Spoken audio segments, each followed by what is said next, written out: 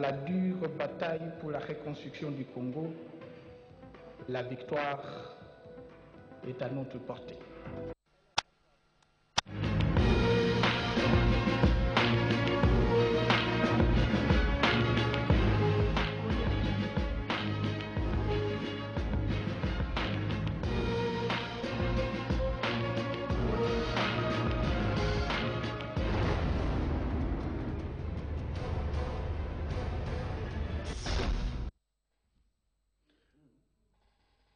Voilà, il y a le sommaire, s'il vous plaît.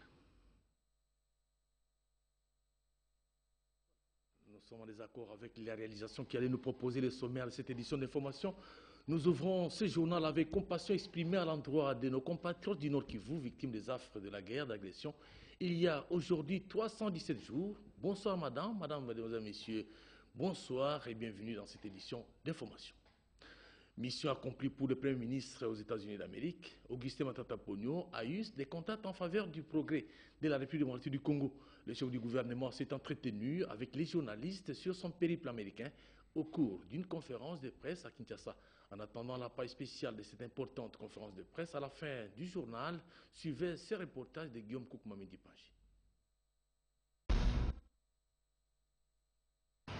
Une mission congolaise aux États-Unis d'Amérique. À sa tête, c'était le Premier ministre, chef du gouvernement, Augustin Matata Ponyo Mapon. De tous les enjeux, la situation d'insécurité dans la partie orientale de la RDC, la diplomatie, la coopération bilatérale entre le gouvernement américain et congolais, l'économie, les finances, la défense ont cristallisé les échanges entre le gouvernement américain et la délégation congolaise d'une part, les responsables des Nations Unies, dont le Conseil de sécurité des Nations Unies et les autorités du Fonds monétaire international et de la Banque mondiale d'autre part. Le Premier ministre Augustin Matata Ponyo, qui restituait à la presse les notes de ses voyages, a parlé de la République démocratique du Congo comme un pays qui retrouve ses marques, puisque sa considération tient des résultats réalisés en temps réel, résultats qui ont convaincu l'Amérique et d'autres institutions mondiales. Ça aurait été un concours, la République démocratique du Congo serait dans les très bons, dans la perspective de l'excellence. S'agissant du premier point, question politique, avec le secrétaire général des Nations Unies, le secrétaire général adjoint et les ambassadeurs, nous avons abordé des questions ayant trait à la sécurité à l'est du pays. Nous avons discuté notamment de l'accord cadre.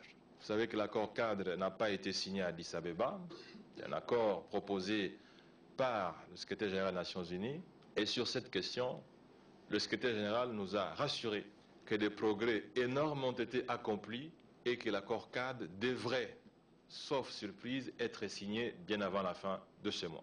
L'accord cadre, c'est un accord qui va pouvoir cimenter la paix à l'est du pays parce que c'est sur base de cet accord que devra être montée toute la machinerie qui a pour objectif de consolider la paix à l'est du pays.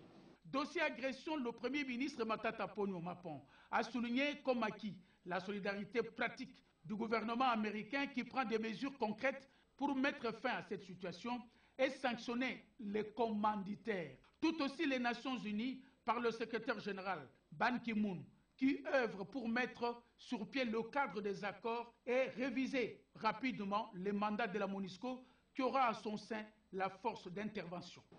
Aujourd'hui, il se dégage un certain consensus pour que le mandat de la MONUSCO puisse être réaménagé afin de permettre à cette force des Nations Unies de faire le travail nécessaire et attendu par l'ensemble, non seulement de la communauté congolaise, mais de la communauté sous-régionale et internationale. Nous avons aussi discuté de la question de la brigade d'intervention. Cette brigade qui doit, sous le drapeau de la MONUSCO. Là aussi, il y a des avancées significatives qui démontrent que, la sous-région, notamment la SADC, est disposée à pouvoir fournir des contingents nécessaires pour travailler dans le sens d'interposition de la paix. Et le secrétaire général nous a rassuré qu'un travail par, en tout cas, ce spécialiste, un travail est en train d'être fait pour que cette mission puisse aboutir.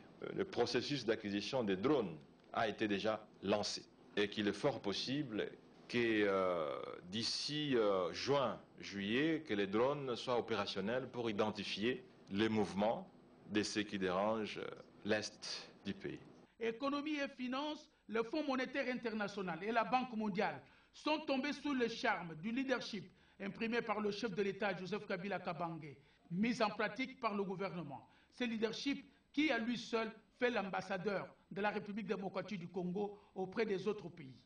D'une manière générale, les autorités américaines ont félicité le gouvernement congolais pour les progrès économiques appréciables réalisés depuis quelques années. Ils ont aussi apprécié l'engagement personnel du chef de l'État dans les questions de gouvernance économique. Et les discours ou l'allocution du chef de l'État à Lubumbashi, lors de l'ouverture de la conférence sur la transparence et la gouvernance dans le secteur minier, a été très apprécié. Le Fonds monétaire international, d'une manière générale, a salué les performances exceptionnelles du gouvernement congolais.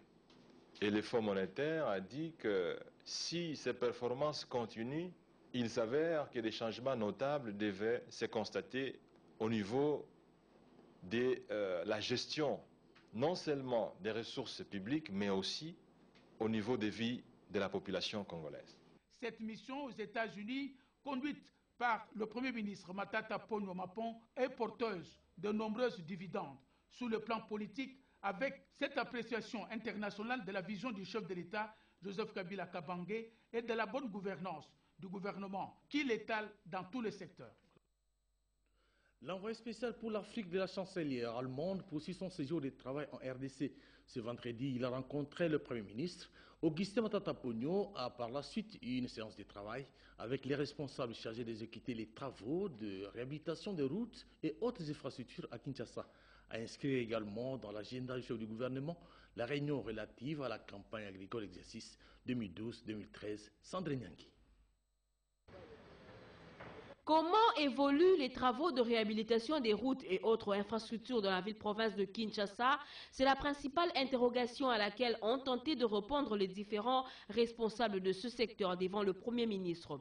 Matata Ponyo tient à la reprise des travaux sur différents chantiers. L'entretien que nous venons d'avoir avec le Premier ministre démontre la préoccupation que le gouvernement a sur l'évolution des travaux. Donc ces travaux-là vont se poursuivre. D'ailleurs, nous venons d'avoir une promesse du Premier ministre pour une intervention d'urgence. Et je crois que dès demain, dans les jours qui viennent, vous verrez qu'il y aura tracteurs et tout. Les approvisionnements en matériaux sont là. Et le Premier ministre vient de donner le déclic pour qu'on commence les travaux. Sans les infrastructures routières, l'agriculture ne peut pas bien se porter. Voilà pourquoi le Premier ministre a réuni les responsables du secteur agricole pour faire l'état d'avancement de la campagne agricole. Il s'est agi de faire le point sur l'état d'avancement de la campagne agricole. Aujourd'hui, essentiellement, nous avons examiner donc autour du Premier ministre la mise en œuvre d'un certain nombre de volets, notamment le volet réhabilitation et entretien de pistes rurales, dont le marché vient d'être passé et donc dont les travaux pourront démarrer incessamment pour un montant global d'à peu près 10 milliards de francs congolais. Nous avons également examiné la question qui touche à l'acquisition des instruments aratoires pour un montant de près de 3 milliards 500 millions de francs congolais, ainsi que les intrants de pêche et les vaccins pour le petit bétail. Donc, le Premier ministre a tenu à s'assurer que la prochaine campagne, la prochaine saison agricole va se dérouler normalement et que donc tous les intrants nécessaires ont été achetés et seront distribués aux bénéficiaires. Auparavant, le Premier ministre a échangé avec l'envoyé personnel de la chancelière allemande pour l'Afrique. Il est venu auprès du chef du gouvernement congolais s'informer sur la politique congolaise en matière de développement, en particulier sur les questions des ressources naturelles et de l'énergie. La question de l'Est a été abordée. L'envoyé spécial de Mme Angela Merkel dit soutenir le gouvernement dans ses efforts du rétablissement de la paix. Entre-temps, la Société congolaise des transports et des ports va bientôt se désengager du port de Matadi et réhabiliter pour ce faire le chemin de fer Kinshasa-Matadi. Le protocole d'accord vient d'être signé dans ce sens avec la Direction générale des douanes d'exercice, comme l'indique ce reportage signé Guilhem Mukunga et Suzanne Lumana. L'exception de la redevance logistique terrestre due à la SCTP se fera désormais par la DGDA. Un accord a été signé aujourd'hui entre les deux entreprises. Après avoir constaté que l'ancienne méthode de perception du taxe ne profitait pas à la SCTP. L'argent perçu à travers cette redevance permettra à la SCTP de résoudre les problèmes majeurs qui sont les désengorgements du port de Matadi, la réhabilitation du chemin de fer Kinshasa-Matadi et autres. Une illustration, une fois le chemin de fer réhabilité avec plusieurs voies, le désengorgement du port de Matadi se fera automatique. À ce qui concerne les coûts, sachez que la redevance d'un conteneur de 20 pieds et 40 pieds à l'importation et à l'exportation revient à $140 américains et $280 américains, puis $75 américains et $150 américains.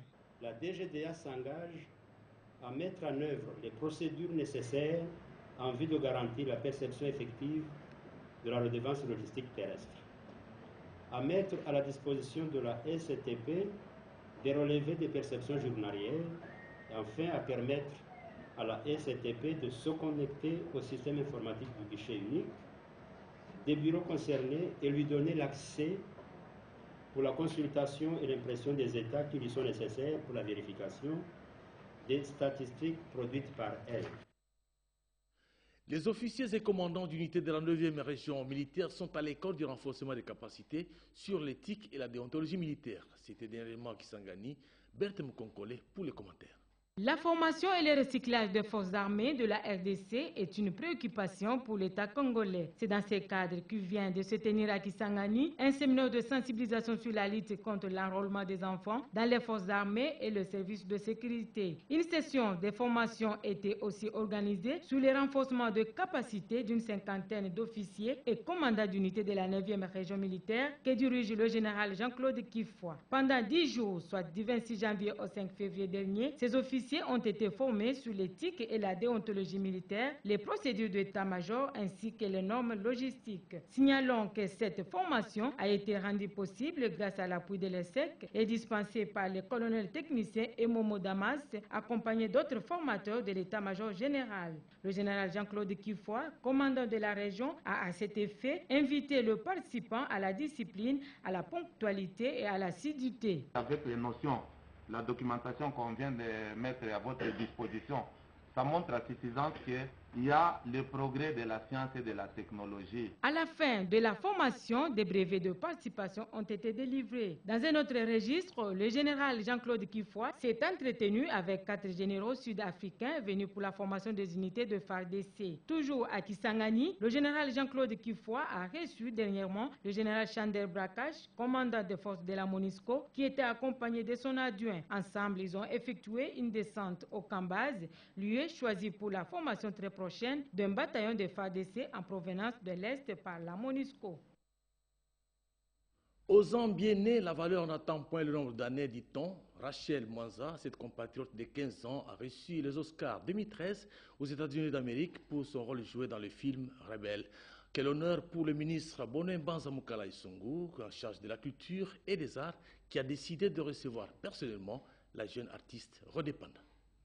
Nominée meilleure interprète féminine après la réalisation de son film Rebelle, Rachel Mwanza, 15 ans d'âge, a été l'hôte du ministre de la Culture et des Arts, Bonembanza Mukala Isungu. Après cette élection parmi les meilleurs acteurs du monde du cinéma de l'année 2012, cette compatriote reste attachée à son pays, la RDC, et n'a pas oublié de franchir les portillons du ministère des tutelles pour saluer les ministres. Elle a expliqué au ministre, par cette occasion, tout le parcours de son aventure cinématographique et lui a parlé de cette bourse européenne arrachée avec le titre de son film actuel Rebelle. Ce film Rebelle, qui relate toute forme de violence de guerre, est un projet canadien réalisé en RDC et dont elle reste l'actrice principale. Au nom du gouvernement de la République, le ministre Banza Moukalay est pris de l'art à féliciter et encourager l'actrice Rachel Mwanza pour ses exploits réalisés et surtout qu'elle est la première Congolaise qui occupe ses rangs et est devenue ambassadrice grâce à son savoir-faire. Le ministre Banza Moukalay, fier de cette qualification de l'une de ses filles congolaises, lui a réitéré son soutien en toutes circonstances pour l'accompagner. Grand réconfort pour Rachel Mwanza. Ce film a été sélectionné au Festival de Berlin, l'un des prestigieux festivals au niveau de l'Europe. Et Rachel Mwanza a pu gagner l'Ours d'argent dans la rubrique meilleure actrice féminine pour l'année 2012 au Festival de Berlin. Désormais, il est possible de détecter les emballages plastiques biodégradables et non biodégradables. Ce vendredi, le ministre de l'Industrie a inauguré le laboratoire spécialisé dans ces technologies, nous disent Jean-Marie Kadiatominaminaï et Louis-Dor Balekelai. Le ministre de l'Industrie Rémi Moussoungaï a procédé ce vendredi 15 février 2013 à l'inauguration du laboratoire Oxo biodégradable TOBI, une micro-industrie de droit congolais spécialisée dans la technologie de détection des emballages biodégradables ou non biodégradables au terme d'un test qui dure 12 jours. La coupure du ruban symbolique marquant la mise en service officielle de ce laboratoire a eu lieu aux nouvelles galeries présidentielles dans la commune de La Gombe en présence du secrétaire général à l'industrie, du directeur gérant de ce laboratoire, du représentant du commissaire provincial de la police ville province de Kinshasa et d'autres industriels du secteur des emballages. Voilà pourquoi la technologie Oxo biodégradable, TOBI en sigle, s'est investie pour monter un laboratoire moderne capable de tester la biodégradabilité des emballages en sachet. Le ministre de l'Industrie, Rémi Moussoungaï, a salué cette initiative qui cadre avec la détermination du gouvernement à mettre fin à la sachétisation sur l'ensemble du territoire national. Il y a une double signification. La première, c'est le grand intérêt que le gouvernement de la République attache à la promotion des petites et moyennes entreprises. La deuxième, c'est la détermination du gouvernement de la République à éradiquer le phénomène sachet et bouteilles en plastique qui crée l'insalubrité dans notre milieu humain. Une dépêche qui vient de nous parvenir, la ministre du Genre, de la Famille et de l'Enfant, Geneviève Inagosi Boulo Kassongo, adresse ses sincères félicitations à monsieur le gouverneur de la province orientale, Jean Bamanissa, pour avoir retenu 3 femmes dans l'équipe de son gouvernement provincial. Elle le remercie pour cet acte significatif qui contribue à la réalisation progressive de la parité au sein des institutions et encourage de ce fait les autres gouverneurs des provinces nouvellement élus et d'autres institutions à s'inscrire sur ce schéma. Cela pour se conformer à l'option levée par le président de la République, Joseph Kabila Kabange, ainsi présentait un des défis que nous devons relever dans les prochaines années pour le développement de la République démocratique du Congo et la mise en œuvre de la parité homme-femme. C'est donc signé Geneviève Inagosi Boulo Kassongo, ministre du Genre, de la Famille et de l'Enfant. Le séjour de la ministre du Genre, de la Famille et de l'Enfant dans les territoires de Wamba défraie encore la chronique. Geneviève Inagosi Kassongo a mis sa mission à profit pour prendre en charge les frais des tests nationaux de fin d'études primaires des élèves de ce territoire de la province orientale. Lopez Kakouba. En mission de service dans la province orientale, la ministre du Genre, de la Famille et de l'Enfant, Geneviève Inagosi Ibambi Kassongo, a traversé la rive gauche pour la rive droite du territoire de Wamba. Elle a visité l'école primaire Légou et l'Institut Bafouagada. Ces écoles, par leurs élèves, demandent des livres, des matériels didactiques, la construction des salles de classe, la mécanisation de leurs enseignants et l'agrément de ces écoles. La ministre a promis de présenter leurs desiderata au gouvernement de la République. La deuxième visite, c'est à l'école primaire Massombi, école catholique conventionnée des filles en état de délabrement très avancé. Émue de joie, la ministre du Genre s'est souvenue des années qu'elle a étudiées dans cette école. Émotion partagée, ces enseignants qui se trouvent en face de leurs élèves devenus ministres aujourd'hui. Geneviève Inagosi a invité ses élèves à bien étudier pour devenir demain des cadres. Aux enfants et que je voudrais aujourd'hui leur servir de modèle. Qu'elles sachent qu'à partir de là où elles sont, elles peuvent aussi devenir comme moi. Parce que moi, je suis ministre aujourd'hui, j'ai étudié ici, j'ai commencé ici. Elle a dit non au mariage précoce et forcé et aussi elle a pris la responsabilité de payer le frais de participation au test national de fin d'études primaires TENAFEP pour tous les territoires de Wamba. Ce geste a été loué par la population. Ces écoles ont sollicité les matériels didactiques, les manuels de mathématiques et de français qui font défaut. Au titre des audiences, le ministre de l'Environnement s'est entretenu avec l'ambassadeur d'Espagne en RDC sur la gestion des parcs nationaux, alors que son collègue de l'enseignement supérieur universitaire et recherche scientifique a échangé avec une délégation de l'agence japonaise JICA. Le domaine de la recherche était au centre de leurs entretiens. C'est un condensé de Suzanne Lumana et Blandine Wevingana. La coopération entre le Japon et la RDC dans le domaine de la recherche sanitaire a été abordée au cours de cet échange entre le ministre de l'Enseignement supérieur, universitaire et recherche scientifique, Bonaventure Tchelochima, et une délégation de l'Agence japonaise des coopérations internationales JICA. Ensemble, ils ont examiné quelques avancées du dit projet installé aux cliniques universitaires de Kinshasa. Toujours dans le cadre de cette coopération, la JICA a doté récemment les cliniques universitaires d'une somme de 7 millions de dollars américains pour l'achat des équipements médicaux. Il ressort de cet accord la construction au mois d'avril prochain d'un institut d'enseignement médical dont plusieurs sites sont déjà répertoriés dans différentes provinces du pays pour la concrétisation du projet. Dans un autre volet, la nouvelle diplomatie espagnole en Afrique est une diplomatie qui favorise le partenariat gagnant-gagnant entre partenaires. La problématique des parcs nationaux, la réserve biologique et la coopération bilatérale entre l'Espagne et la République démocratique du Congo étaient au centre de cet entretien entre l'ambassadeur espagnol et le ministre de l'Environnement, Conservation de la Nature et Tourisme, Bavon Samputu et Lima. Les deux personnalités se sont engagées à collaborer dans le secteur de l'environnement pour le développement de la gestion et de la conservation de la nature en RDC. Entre-temps, la République populaire de Chine, par le biais de son ambassadeur, vient de remettre à la République démocratique du Congo un important lot de médicaments antipaludiques d'une valeur de 316 000 dollars américains. La cérémonie de remise s'est déroulée en présence du ministre de la Santé publique, le docteur Félix Kabange-Numbi. Virginie Lefembe.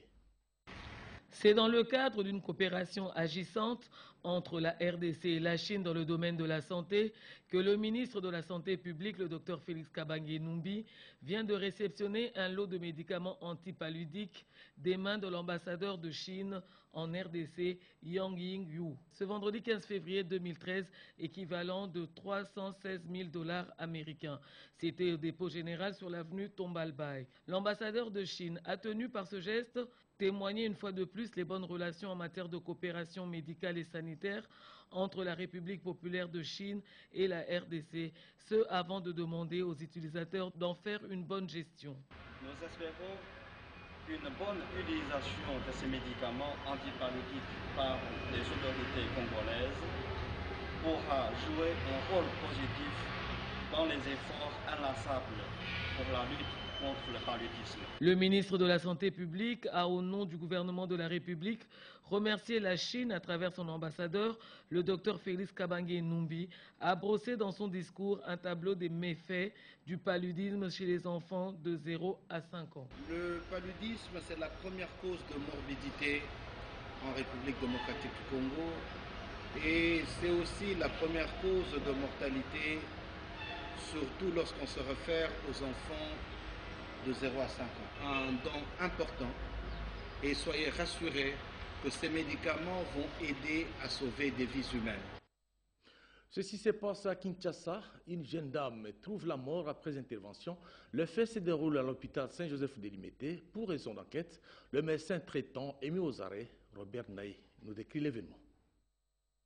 Vendredi 15 février 2013, il est 8 h du matin. L'équipe de la télévision nationale congolaise pénètre dans les installations de l'hôpital Saint-Joseph de Limité pour poursuivre l'enquête entamée la veille sur un acte d'homicide involontaire. La victime, Madame Clarisse Kassende, a succombé après une intervention chirurgicale 7 jours après à l'hôpital Marie Biamba Mutombo où elle a été transférée pour la poursuite des soins. L'information a surpris plus d'une personne à l'hôpital Saint-Joseph de Limete. S'agit-il d'une erreur médicale? La question relance les débats et le médecin directeur de l'hôpital Saint-Joseph, Dr Bola Bolinga Valérie, accepte de recevoir les reporters de la RTNC. Première question, première réaction, c'est l'indignation. Solidarité oblige, le médecin directeur décide de parler en présence de son personnel. Dans sa version de fait, elle reste sereine et croit que le médecin incriminé a agi conformément au serment d'Hippocrate. Et surtout, lorsqu'il s'agit d'une urgence. Je me rappelle qu'il y a une dame qui a été suivie, un problème qui a surgi à l'hôpital. Une dame qui est arrivée à l'hôpital Saint-Joseph le 5 février pour une consultation prénatale. Et ensuite, elle a été soignée pour une urgence et transférée dans un autre hôpital. Y a-t-il eu erreur médicale? Le docteur Bola est formel et précise que son établissement rend d'énormes services à la nation et dispose d'un personnel qualifié et compétent. L'erreur médicale n'est pas établie, donc la police n'est pas habilitée à le dire. C'est possible. C'est possible en cas d'urgence d'intervenir. Quand la famille est présente, on intéresse la famille. Et quand la famille n'est pas là, comme nous avons des téléphones, on les appelle. Mais devant l'urgence, on n'est pas toujours obligé d'attendre la famille. On peut nous traiter de non-assistance des personnes en danger. Qui déclare qu'il y a beaucoup de décès à l'hôpital Saint-Joseph? On ne sait pas. Et quand on dit beaucoup de décès, c'est par rapport à quel nombre de malades que nous recevons. Je pense que nous avons de bons médecins. Et dire qu'il y a beaucoup de décès, il n'y a pas de preuve. Le médecin directeur invite la justice à instruire ces dossiers avec professionnalisme et que la police fasse son travail. Pour l'heure, le calme règne à l'hôpital Saint-Joseph et le médecin demande la protection du gouvernement. L'hôpital Marie-Biamba Mutombo contacté souhaite réagir dans un bref délai. Dossier. Lutte contre le VIH-Sida, le PNMLS et ses partenaires veulent en finir avec la pandémie. Ils se sont retrouvés aujourd'hui en séance de travail pour revisiter ensemble des stratégies. Chimène Kamoka. Plus que jamais déterminé à lutter contre le sida au sein des entreprises tant publiques et privées, le gouvernement de la République, à travers le ministère de l'Emploi, Travail et Prévoyance sociale, une séance de travail entre le ministre Modeste Bahati et la délégation de l'ONU-SIDA, conduite par le Dr Mamadou Sakho, coordonnateur pays, a eu lieu au ministère de l'Emploi, Travail et Prévoyance sociale. L'heure est venue pour réconscientiser à fond la masse laborieuse sur l'existence du sida qui tue, même dans nos milieux de travail, a dit Modeste Bahati Lukwebo. Il a en outre fustigé la stigmatisation et le relâchement au niveau de la campagne de sensibilisation du VIH-Sida à travers les entreprises. Car c'est au moment d'accalmie que la pandémie peut ravager un grand nombre de travailleurs séro-ignorants. C'est pour cela que le ministère, en collaboration avec l'ONU-SIDA, doivent trouver des voies et moyens pour parvenir à un programme de sensibilisation à travers les entreprises de la République. Le but est d'atteindre au moins 80% de la masse laborieuse sensibilisée. Le coordonnateur pays de l'ONU-SIDA, le Dr Sakho Mamadou, donne l'importance de cette démarche.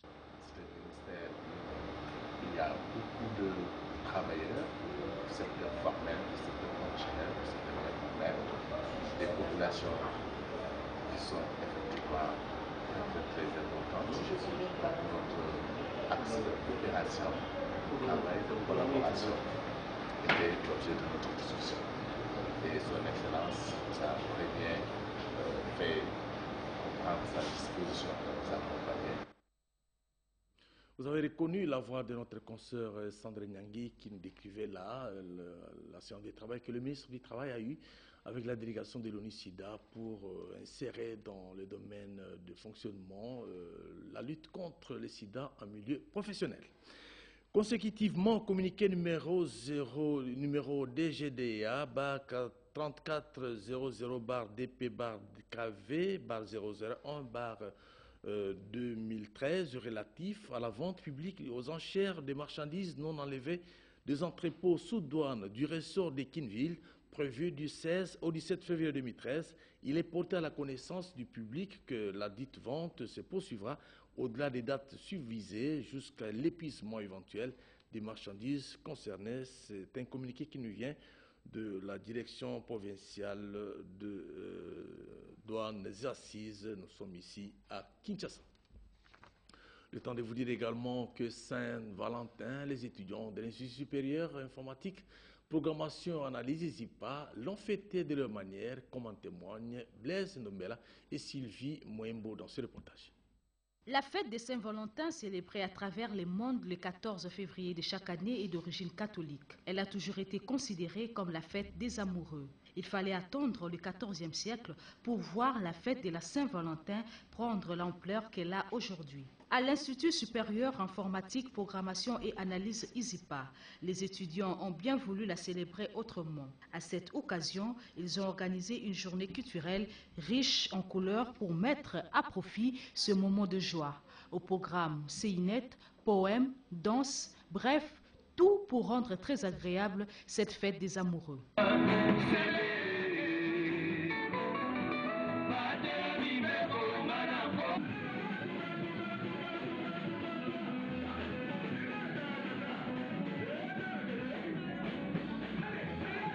Une autre manière de célébrer le 14 février à l'Institut supérieur informatique, programmation et analyse ISIPA. C'est pour éviter les dérapages et de garder une morale vis-à-vis de mœurs congolaises, surtout en milieu estudiantin.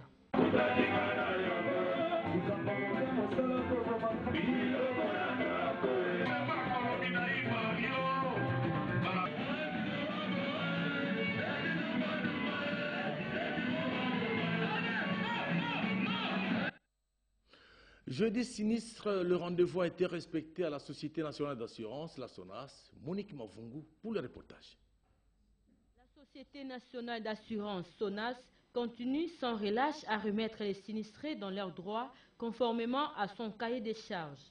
L'engouement constaté ce jeudi 14 février à l'agence 7e rue Limité témoigne à suffisance les soucis de l'assureur national, celui de maintenir le cap en faveur de ceux ayant souscrit aux nombreux produits proposés dans le secteur d'assurance. Ils étaient au total 92 personnes dont leurs dossiers ont été traités et indemnisés par 11 agences de la capitale. Je suis là pour discuter de la procédure de ma cliente en fait. Là je viens de percevoir la somme due à la cliente et je crois que c'est encourageant, il faut encourager la SONAS à pouvoir toujours aller de l'avant et à procéder toujours vraiment pour aussi être à mesure de pouvoir indemniser les gens. Cette opération de la SONAS qui attire désormais des grandes foules a un côté pédagogique, celui de faire prendre conscience à la population à souscrire pour l'assurance. D'un événement, un autre, l'église de Christ, de Jésus-Christ, de l'Esprit de Vérité, BIMA, va célébrer le 38e anniversaire de son existence lundi 28 février 2013. Le cabinet de l'apôtre fondateur et chef spirituel de l'église annonce que le programme prévoit déjà un culte d'action des grâces ce dimanche dans toutes les paroisses de Kinshasa et de l'intérieur de la République démocratique du Congo, ainsi que dans toutes les paroisses de l'intérieur que le pays d'Afrique, d'Europe, d'Amérique et d'Asie, où l'église BIMA est présente. Pour la ville de Kinshasa, le programme se poursuivra au siège social de l'église sur l'avenue Sayo à Kasavubu le lundi 18 février pour jour même de l'anniversaire de la création de l'église en 1975 par l'apôtre Bolia Inzola Casimir. D'abord, comme à l'accoutumée, une séance de prière à partir de 11h, suivie de la prédication et de la prophétie, ensuite des mots, des circonstances et enfin des réjouissances populaires agrémentées par toutes les chorales et groupes musicaux des paroisses de Kinshasa. Bref, l'église BIMA va fêter avec faste ses 38 ans d'existence, tout en priant Dieu pour que le représentant légal et chef spirituel qui se trouve en Afrique du Sud pour des raisons de santé regagne le plus tôt possible le siège social situé ici dans la capitale Kinshasa. Le cabinet du représentant légal invite tous les chrétiens croyants et les sympathisants à venir nombreux rendre grâce à Dieu à l'occasion des 38 ans d'âge de l'église de Jésus-Christ de l'Esprit de Vérité BIMA. Donc c'est fait à Kinshasa le 14 février 2013. Parce que nous parlons de l'Église, sachez que la réunification de l'Église qui m'anguste des sujets est à l'ordre du jour. Déjà, les collèges exécutifs nationaux de cette communauté qui s'était retiré à Kamba, Nouvelle-Jérusalem, à ces propos, a présenté ses conclusions de concertation de merci. Vous savez, notre confrère Fabrice Wanzengue a réalisé ces reportages et nous fait alors la restitution de cette rencontre qui s'est déroulée ici même à Kinshasa de fidèles kimbanguistes. Le conflit qui couvre depuis un certain temps entre l'église kimbanguiste, dont le siège est situé sur l'avenue Sayo dans la commune de Kassavubu, et la dissidence de l'avenue Monkoto en Ngiringiri a fait l'objet de ce point de presse. Il s'agissait d'expliquer à l'opinion tant nationale qu'internationale les vraies raisons de la dernière dissidence par rapport aux deux antérieures intervenues entre 1959 et 1962 et 1963-1964, ainsi que les pistes de solutions pour parvenir à la réconciliation et à l'unité de l'église kimbanguiste du reste des idéaux défendus par le prophète Simon Kimbangu. D'après le collège exécutif national de l'église kimbanguiste, plusieurs tentatives de réconciliation entre les deux parties ont été envisagées, mais enfin, et ce malgré l'intervention du pouvoir public qui a d'ailleurs produit 2 arrêtés ministériels à ce sujet. Pour ces collèges, il faut seulement mettre en application ces arrêtés pour éviter la confusion, les désordres et l'anarchie au sein de l'Église. Elle demande au gouvernement de la République la poursuite de l'exécution des arrêtés numéro 204 et 205 pris par le ministère de la Justice et des Droits Humains le 4 décembre 2009. Demande l'octroi à la dissidence d'une personnalité juridique distincte à celle de l'église kimbanguiste, conformément à la loi sur les associations sans but lucratif. À propos de la réintégration des dissidents, le collège a rappelé les dispositions qui la réglementent. Chacun est appelé à faire le geste, car il est dit, le salut est individuel. S'inscrire à sa paroisse de résidence auprès du pasteur communal ou sectionnel. Déclarer s'engager à respecter les statuts, les règlements et les résolutions de l'église kimbanguiste. À la réintégration, on revient à un simple chrétien, quel qu'en ait été ses titres précédents. En présence de plusieurs invités du gouvernement, 3 dissidents de Monkoto ont fait l'acte d'obédience en s'inclinant devant les fidèles pour marquer leur retour à la grande maison. L'un des participants pour parler de Kampala a regagné Kinshasa. Imam Cheikh Abdallah Mangala, c'est son nom, a échangé aujourd'hui sur l'évolution de ses travaux avec l'ambassadeur Théodore Mugalou, chef de la maison civile du président de la République, Max César Lokate, pour le reportage. L'ambassadeur Théodore Mugalou, chef de la maison civile du chef de l'État, a franchi ce vendredi 15 février 2013 les perrons du siège de la communauté islamique de la République démocratique du Congo. Objectif, suivre attentivement la restitution sur le pourparler de Kampala par l'imam Cheikh Abdallah, rapporteur général de la Convention de serviteurs de Dieu au Congo. Accompagné par le premier vice-président et les trésoriers de la Convention, l'ambassadeur Mugalou a félicité de vive voix les membres représentants de la société civile à ses assises et retient le point important suivant. Nous avons félicité les délégués de la République démocratique du Congo à Kampala parce que avec des partenaires, avec des locuteurs qui n'acceptent pas une référence fondamentale pour dialoguer, on risquait de tomber dans une espèce de dialogue des sourds parce qu'il n'y avait pas de référence, alors que dans tous les dialogues, il faut un texte respecté par tous, une autorité textuelle respectée par les locuteurs. De retour au pays, après un long séjour en terre ougandaise, l'imam Cheikh Abdallah a remercié le chef de l'État, le représentant de la délégation du gouvernement à Kampala et le peuple congolais pour la confiance placée en sa modeste personne. Le président de l'Assemblée nationale et secrétaire général de la majorité présidentielle a poursuivi ce soir les consultations. L'honorable Obé Minakou a accueilli Modeste Batiloukwebo en sa qualité du leader du parti AFDC. Nous y reviendrons dans nos prochaines éditions d'information. Le temps de vous dire également que la majorité présidentielle a rendu hommage ce vendredi à l'un de ses stratèges qui avait contribué à sa mise en place.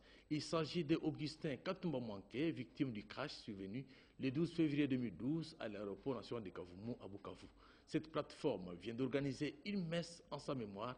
C'était à la paroisse Sacré-Cœur en présence du président de l'Assemblée nationale et secrétaire général de la MP, l'honorable Obeminako. Reportage Jean-Pierre Henri Kassanambingo.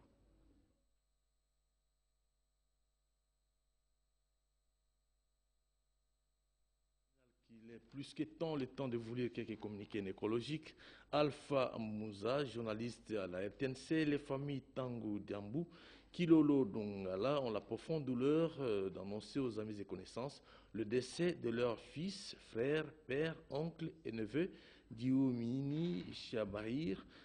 Ce décès survenu le mercredi 13 février 2013 aux cliniques universitaires de Kinshasa des suites d'une longue maladie. Le décès tient sur l'avenue Gemena, numéro 40, quartier Ngafani, dans la commune de Selembao. Référence à Armée du Salut, le programme des obsèques vous sera communiqué ultérieurement.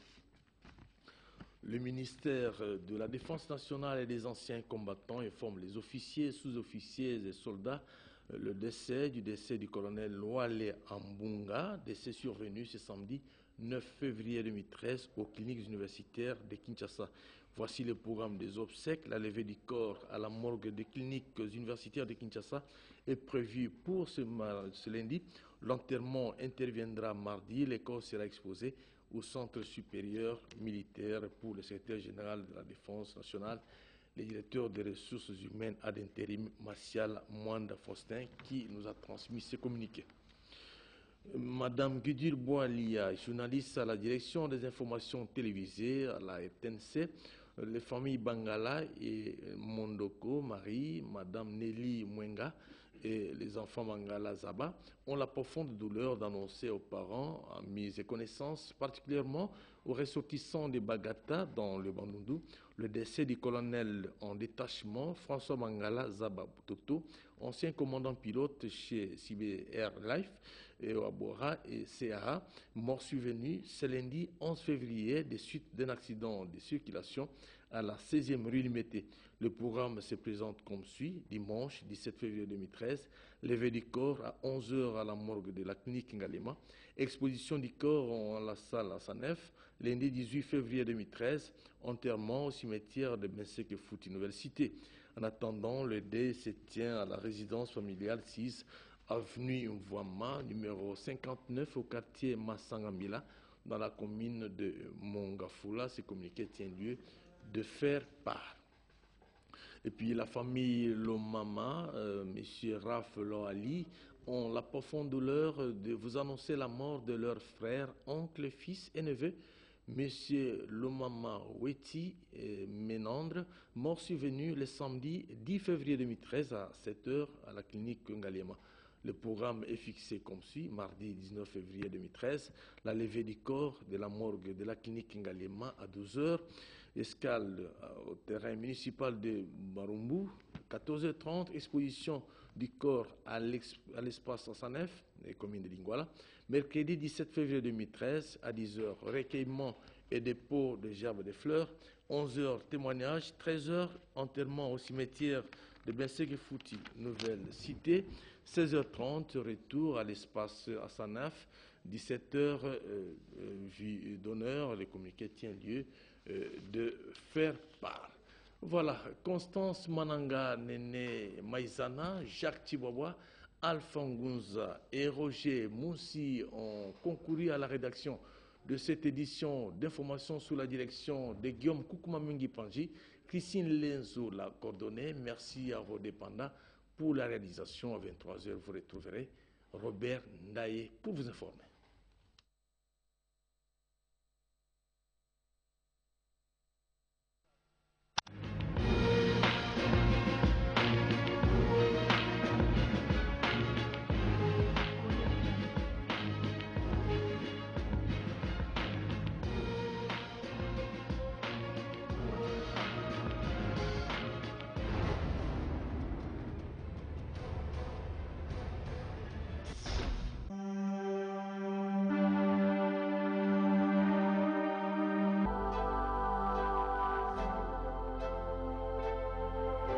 Bienvenue à cette revue de presse. Le récent voyage du Premier ministre congolais aux USA ont occupé la une de plusieurs journaux parus ce matin à Kinshasa. La référence plus titre « Matata et les sommités du monde discutent de la situation politico-économico-financière de la RDC ».